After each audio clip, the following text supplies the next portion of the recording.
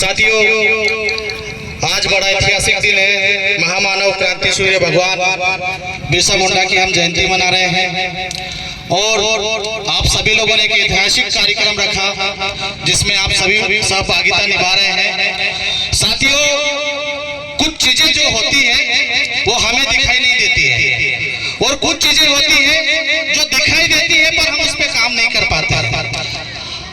आप जो मूर्ति लगाए हो, अगर उसके बारे में हम थोड़ा सा ध्यान कर लेते तो शायद आज हमारा जीवन बदल सकता था। साथियों, देश दुनिया की यूनिवर्सिटी इस पे रिसर्च करती है, लेकिन हमारा अपना समाज इस पे कोई रिसर्च नहीं करता है। किसी भी प्रोफेसर, किसी भी टीचर या किसी भी गांव का एक व्यक्ति ने इस पे कोई लेख नहीं लिखा है। मैं आप लोगों को कहना चाहता हूं कि भगवान बिरसा मुंडा वो सारे पाखंडवाद के जाल से घिरे हुए थे, चाहे ईसाई धर्म हो, चाहे हिंदू धर्म हो, चाहे पारसी धर्म हो, वहां से निकल कर आए। और किस लिए आए? आपके जल जंगल जमीन को बचाने के लिए आए। आपके जल जंगल जमीन आपको चारों दिशाओं से आपकी मदद करते हैं, लेकिन उसके बाद भी हम इन व्यवस्था को बचाने के लिए कोई काम नहीं करते।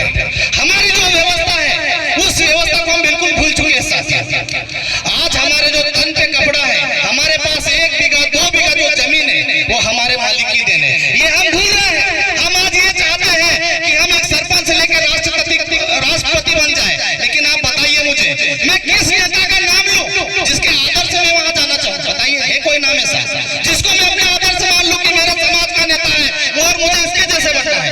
एक भी नाम आपको इस दुनिया में नहीं मिलेगा, सिर्फ जयपाल सिंह मुंडा को छोड़ के। साथियों, वो भी मुंडा खानदान का व्यक्ति था, तब जाके उन्होंने ये नाम कमाया था। लेकिन आज देखिए, हमारा नेता आता है और हमको थोड़ा सा भाषण देके चला जाता है। ये चीजें हो रही है। साथियों, भगवान बिरसा मुंडा का जो मिशन था उस मिशन को आप समझिए। आज भाई ने कहा कि ये हिंदू लिख रहे हैं, लेकिन आप सोचिए कि बिरसा मुंडा का क्या विचार था कि मोड़ो मठे मोड़ो राज, हमारे गांव में हमारा राज होना चाहिए।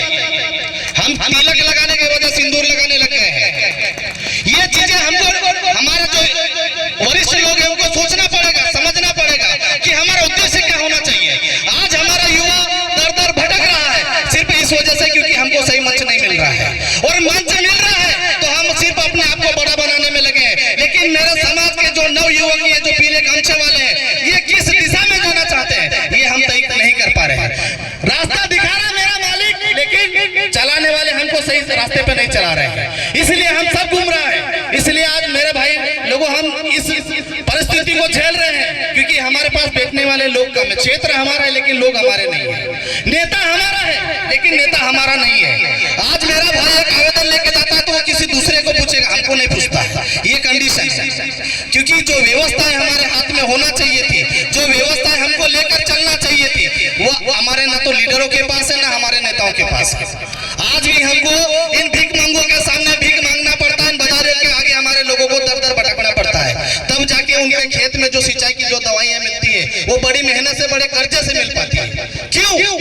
आज हमारा देश, बताइए ना, हम कहाँ हैं? हमारे राष्ट्रपति हमारे समाज से है, सांसद, विधायक, सरपंच सब कुछ हमारा है, फिर भी हमारा विकास नहीं हो पा रहा है। किस वजह से?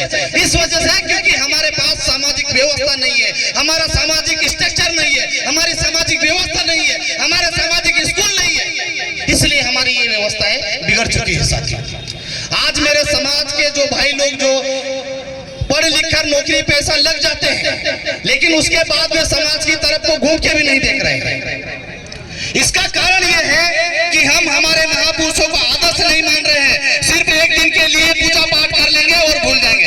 9 अगस्त पे नाचने तक हम सीमित हो गए। साथियों, इनके मिशन को हमको समझना पड़ेगा, इनके आंदोलन को दादा हमको समझना पड़ेगा। अगर हम नहीं समझे तो मारे जाएंगे, क्योंकि आज जब ये गौरव दिवस मना रहे हैं तो किसके माध्यम से मना रहे हैं? आपके अपने समाज के नाम पे मना रहे हैं। आज जनजाति जो विभाग है वो फंडिंग किसको करता है? वनवासी कल्याण परिषद को। करोड़ों का जो हमारा पैसा है वो वनवासी कल्याण परिषद के लोगों के पास जा रहा है। मेरे समाज को क्या मिल रहा है? इसमें कौन रिसर्च करेगा? हमारे स्कूल की बदहालती को कौन सुधारेगा? कोई नहीं बात करता है इस पर। अगर मेरे जो नेता आज आए थे उस मंच से मेरे समाज को संबोधित करते तो मुझे खुशी होती कि आप सही लाइन पे हो, लेकिन कहाँ है? बताइए ना, हम किससे उम्मीद करेंगे? भाई लोगों। इसलिए आप लोगों से उम्मीद करता हूं कि भाई चाहे लाख लोग हो चाहे एक व्यक्ति बैठे, हमको अपनी बात रखना है और हमारे समाज के एक एक युवा को समझाना है कि पहले भगवान बिरसा मुंडा को पढ़े कि उनका उद्देश्य क्या था।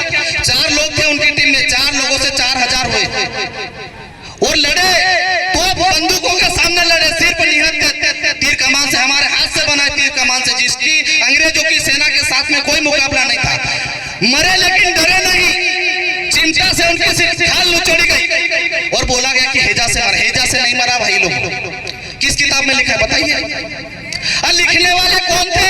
इतिहास के पन्नों में हमारे महापुरुषों को दफना दिया, कहीं पर भी आपको सिलेबस में नहीं मिलेगा। आपको गांधी जी के बारे में मिल जाएगा, नेहरू जी के बारे में मिल जाएगा, लेकिन भगवान बिरसा मुंडा, तिलका मांझी, टंट्या भील जैसे महान योद्धाओं के बारे में नहीं मिलेगा, जिसपे देश दुनिया रिसर्च करती है। ऐसे क्रांतिकारियों के बारे में आपको सिलेबस में किसी भी किताब में नहीं मिलेगा।